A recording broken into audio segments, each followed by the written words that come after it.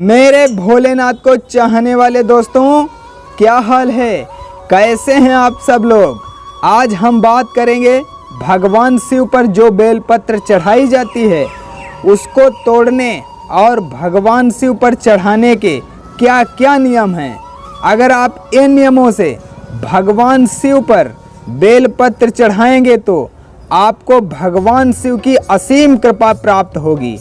साथ में आपको बताएंगे भगवान भोलेनाथ को बेलपत्र इतना अधिक क्यों पसंद है, और बताएंगे बेलपत्र की उत्पत्ति कैसे हुई, कौन से दिन बेलपत्र तोड़ना चाहिए और कौन से दिन नहीं तोड़ना चाहिए।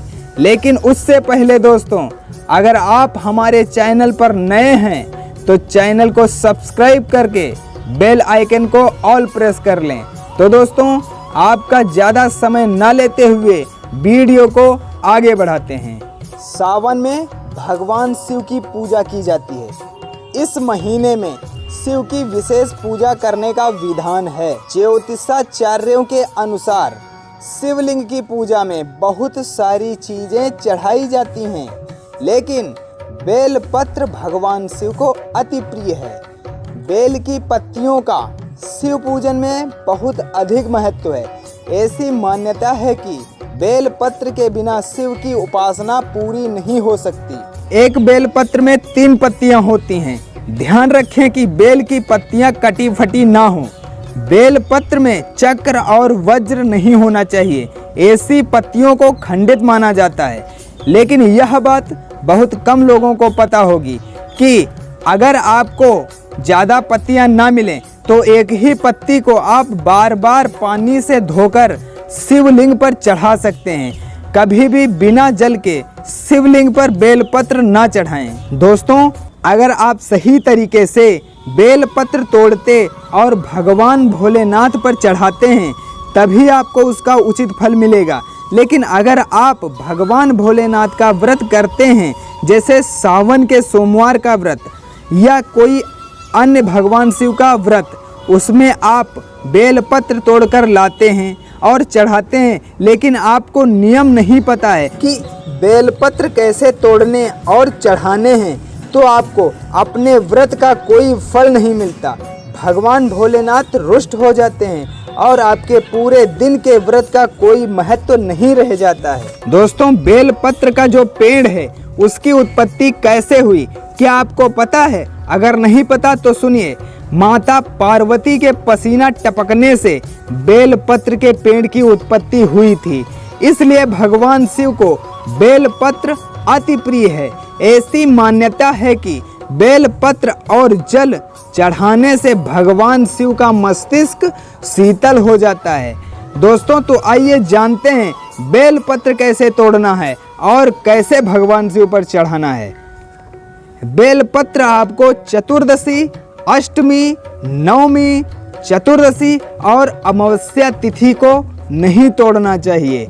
साथ ही साथ आपको संक्रांति को भी नहीं तोड़ना चाहिए और ना तो दोस्तों सोमवार को तोड़ना चाहिए।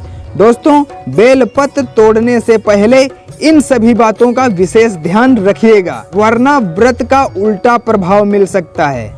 दोस्तों, कहा गया है अगर आपको बेलपत्र ना मिले तो दूसरे के चढ़ाए हुए बेलपत्र को धोकर आप चढ़ा सकते हैं। जब आप बेलपत्र तोड़ने जाते हैं तो बेल के पेड़ को मन ही मन प्रणाम करें कि उससे क्षमा मांगनी चाहिए कि मैं आपकी पत्ती तोड़ने जा रही हूँ या जा रहा हूँ।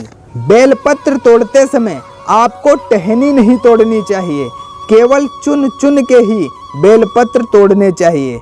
आइए अब जानते हैं शिवलिंग पर बेलपत्र कैसे चढ़ाने चाहिए, इसका नियम क्या है। दोस्तों, भगवान शिव को बेलपत्र हमेशा उल्टा करके ही चढ़ाना चाहिए, यानी पत्ती का जो चिकना भाग होता है वो शिवलिंग पर रखना चाहिए। बेलपत्र में चक्र और वज्र नहीं होना चाहिए, इस बात का विशेष ध्यान रखिएगा। दोस्तों, बेलपत्र 3 से लेकर 11 दलों तक होते हैं, जितने अधिक दल होंगे उतना ही उत्तम माना जाता है, लेकिन 3 दल वाले ही बेलपत्र आसानी से मिल पाते हैं। शिवलिंग पर दूसरे के चढ़ाए हुए बेलपत्र की उपेक्षा या अनादर नहीं करना चाहिए।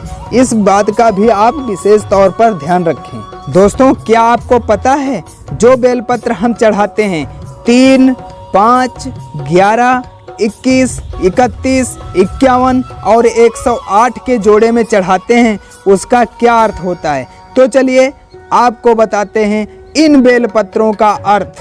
3 बेलपत्र जब हम भगवान शिव को अर्पित करते हैं तब ब्रह्मा, विष्णु, महेश को समर्पित हो जाते हैं। 5 बेलपत्र जब हम भगवान शिव को समर्पित करते हैं तो पूरी पंचायत को समर्पित हो जाते हैं। 11 बेलपत्र जब हम शिव को देते हैं तो कार्तिकेय सहित पूरे परिवार को समर्पित हो जाते हैं।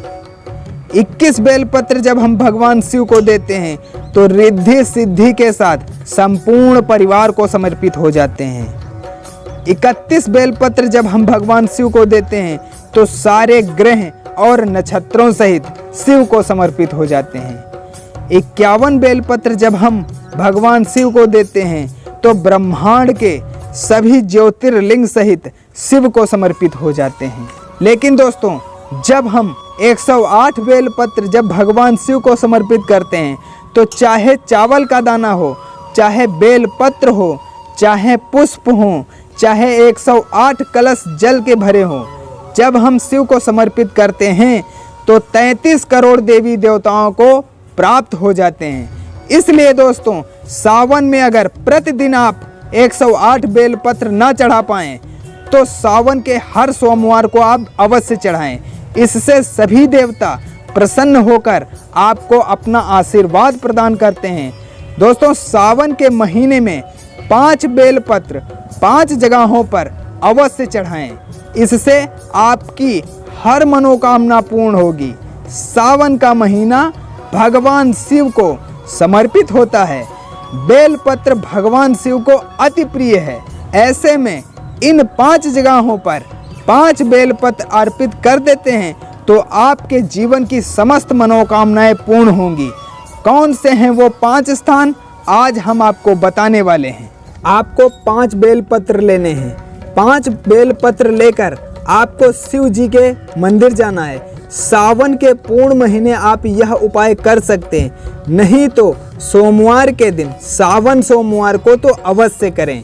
सबसे पहली बेलपत्र दोस्तों, शिवलिंग की जो चौखट बनी होती है वहां पर आपको अर्पित करना है, श्री शिवाय नमस्तुभ्यम बोलकर। दूसरा बेलपत्र नंदी महाराज, शिव जी के मंदिर में जो नंदी महाराज हैं उनके सिर पर रखना है, श्री शिवाय नमस्तुभ्यम बोलकर। तीसरा बेलपत्र दोस्तों, जो शिवलिंग में जलधारी वाला स्थान होता है, जहां से जल नीचे गिरता है, वहां पर आपको रखना है श्री शिवाय नमस्तुभ्यम का स्मरण करके। चौथा बेलपत्र, जहां से बूंद बूंद करके शिवलिंग पर जल गिरता है, उस कलश में आपको डालना है और श्री शिवाय नमस्तुभ्यम का स्मरण करना है। और दोस्तों, 5वां बेलपत्र शिवलिंग पर रखना है। उसकी डंडी आपकी तरफ होनी चाहिए। जिस भी तरफ आप खड़े हों उसी तरफ बेलपत्र की डंडी होनी चाहिए और श्री शिवाय नमस्तुभ्यम मंत्र का स्मरण करके भगवान शिव से अपने मन की बात कहें। इस सावन के महीने में आपकी सारी मनोकामनाएं अवश्य ही पूर्ण होंगी। दोस्तों, आशा करते हैं ये जानकारी आपको अच्छी लगी होगी। अगर ये जानकारी आपको अच्छी लगी है तो इस वीडियो को दोस्तों लाइक कर दीजिए और अपने सारे दोस्तों में इस वीडियो को शेयर कर दीजिए, जिससे उन्हें भी ये जानकारी मिल सके। मिलते हैं आपको नेक्स्ट वीडियो में, तब तक के लिए हर हर महादेव।